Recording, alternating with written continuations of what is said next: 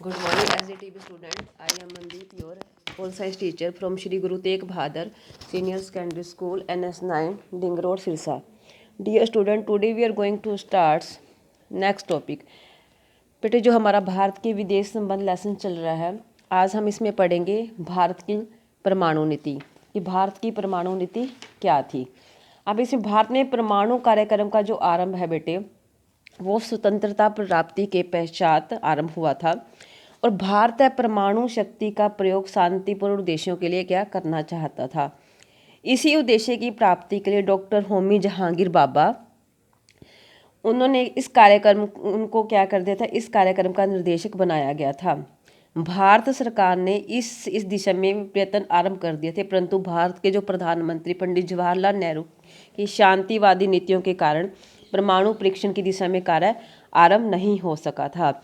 और मई 1964 में पंडित नेहरू की जो मृत्यु के पश्चात इस कार्यक्रम में तेजी आने की संभावनाएं क्या व्यक्त की गई थी।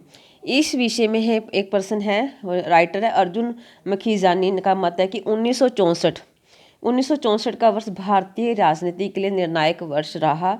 इसके पश्चात प्रत्येक भारतीय सरकार ने क्या परमाणु कार्यक्रम को अपना समर्थन दिया और इस अक्टूबर 1964 में चीन ने अपना प्रथम परमाणु परीक्षण किया था। चाहे ये चीनी कार्यक्रम संयुक्त राज्य अमेरिका की धमकियों तथा सोवियत संघ द्वारा 50 के दशक में अपना हाथ खींचने के कारण आरंभ हुआ था, परंतु इसकी गूंज से भारत भी क्या दहल उठा था, क्योंकि 1962 में क्या हुआ, एक युद्ध में चीन से पराजित हुआ था।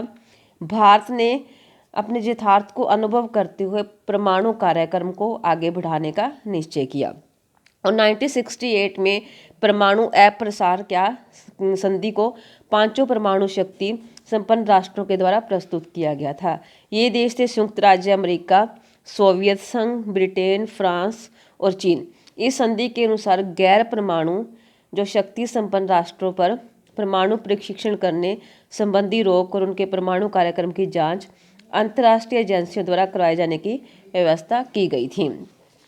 तो भारत ने क्या किया, परमाणु जो क्षमता को विकसित करने संबंधी तकनीक किसी अन्य राष्ट्रों को मतलब उसको उनकी क्या अन्य राष्ट्रों की तकनीक को उसने फॉलो किया। भारत ने संधि की इन शर्तों का भेदपूर्ण मानते हुए मतलब इन पर हस्ताक्षर करने से इनकार कर दिया। इसके लिए भारत ने दो तर्क दिए थे।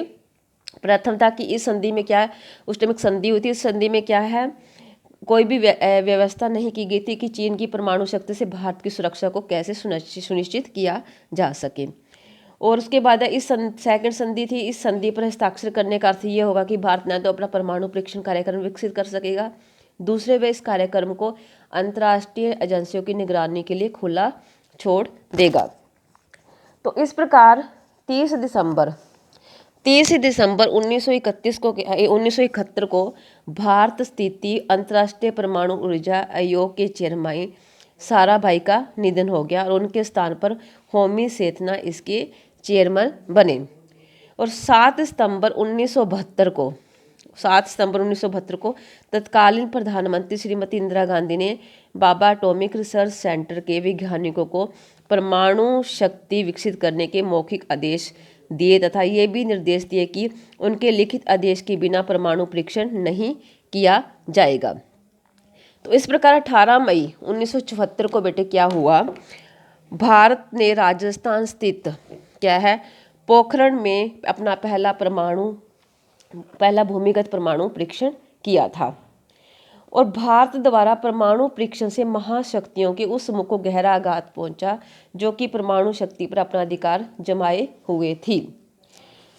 तो इस प्रकार से भारत द्वारा जो इसमें भारत ने नाभिकीय शक्ति प्राप्त कर ली थी, उसके बावजूद भारत परमाणु अस्त्रों शस्त्रों के प्रसार को रोकने और उनके निशस्त्रीकरण के विरुद्ध वचनबद्ध रहा।